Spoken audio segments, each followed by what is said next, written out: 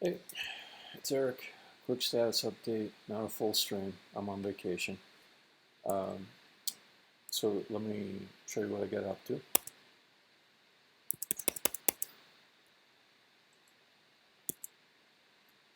This is from my game, the Godkiller. I got really into these beams, these wooden beams, and I liked them for more than cosmetics after I made them, because I noticed that as soon as I created the beams, it felt like something you should be able to walk on, and that, sent me thinking like, I need to design in such a way that these are traversable structures. Um, and I also knew that if I was going to use them for more than cosmetics, I would end up creating a lot of them, and that meant I needed something like a kit, a way to easily put the pieces together to make puzzles and traversal mazes, things like that. Um, so what I've got now is a set of pieces that interlock with each other, and they're based on a certain spacing. I can depart from that spacing if I want, but it's easier to put them together with my kit if I keep um, these vertical beams 4 apart and coming up 8 high. The reason they're 8 high, I considered making them 4 high, is that when you duck underneath, the camera has to go just under the nearest ceiling. So if you go under this archway here, the camera will be right under, like so. If it was 4, the camera would be like super claustrophobic, just right down on top of the player, and you couldn't see much. So for creating fun traversable structures, the default should be that vertically they go up pretty high. And then I just made a bunch of pieces that, like, if you've got these points, they're all evenly spaced 4 apart. It's pretty easy to snap these things down pretty quickly and make um, interconnected structures. So, for example, I've got this piece here, cross beam 3, and it's designed to fit in between 2 vertical beams like this. And it's got these parts here, I call them corner braces. It's got very hardware store, actually. Like most of this stuff you could actually buy at a Home Depot.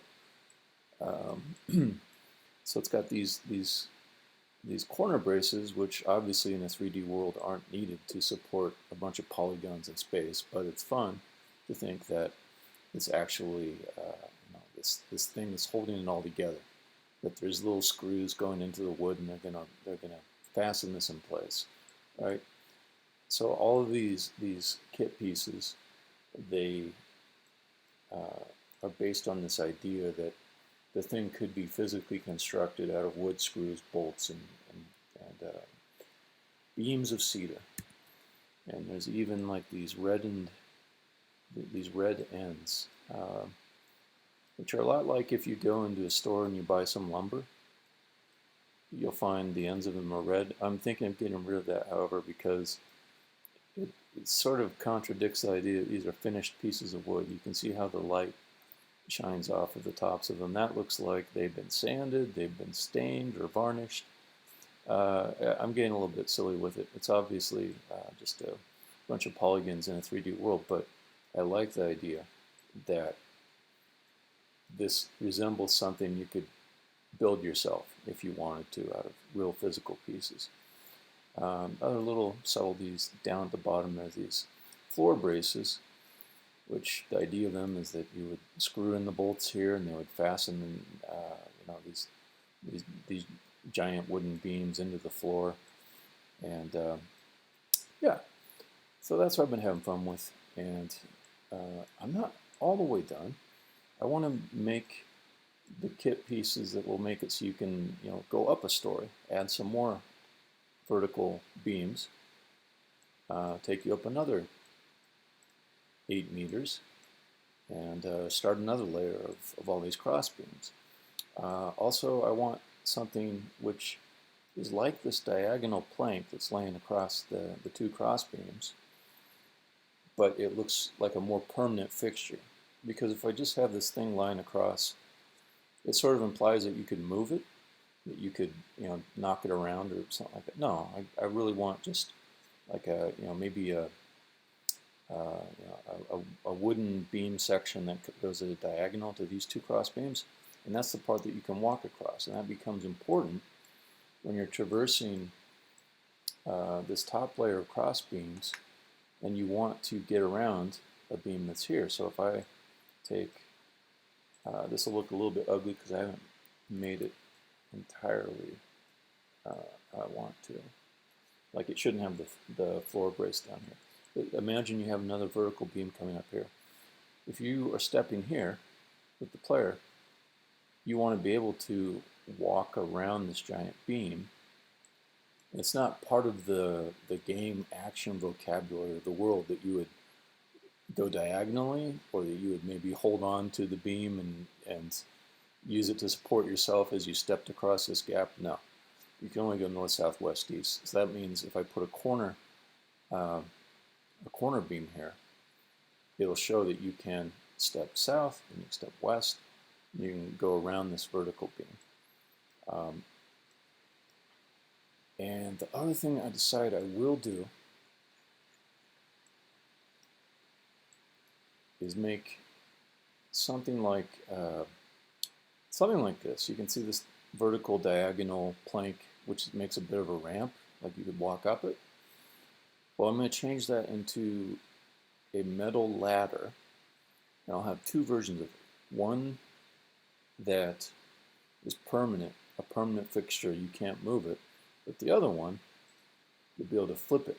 You'll be able to flip it back and forth. So if I rotate this just to kind of simulate what that's like, you can get underneath it if you're positioned correctly and knock it the other direction. And there'd be some interesting multi-state mazes that can be made with that, where you can walk over here across this corner piece and you can knock this the other direction, and that will allow you to travel to some place up the ladder once it's flipped in this other position. But suddenly you can't go up the ladder in this other way unless you are able to somehow come underneath it from the other side and knock it over. So really excited about these beams. I think they're going to make a great new puzzle element, and I'm getting a lot of joy out of them too. Like this little part here, this is the same thing that I used to build a pair of stilts for myself when I was like 15, maybe 13, something like that. So it's like decades ago. I'm getting like deja vu of building stilts out of wood and metal parts. And here it is again in the 3D world, so it's kind of neat. Alright, that's my little status demo. If anyone was trying to chat me, including my stream buddies who I like a lot, I can't see the chat window. I'm just doing this sort of limited status update thing while I'm on vacation. When I get back home, I'll go back to normal full streams and be more social. Alright, that's it for me. Stopping the stream.